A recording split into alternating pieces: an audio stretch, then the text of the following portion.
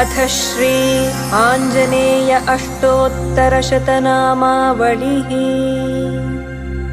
ॐ आञ्जनेयाय नमः। ॐ महावीराय नमः। ॐ हनुमते नमः। ॐ मारुतात्मजाय नमः। ॐ तत्त्वज्ञानप्रदाय नमः। ॐ सीतादेवी मुद्राप्रदायकाय नमः। ॐ अशोकवनिकाक्षेत्रे नमः। ॐ सर्वमायाविभञ्जनाय नमः। ॐ सर्वबन्धविमोक्त्रे नमः। ॐ रक्षोविध्वंसकारकाय नमः।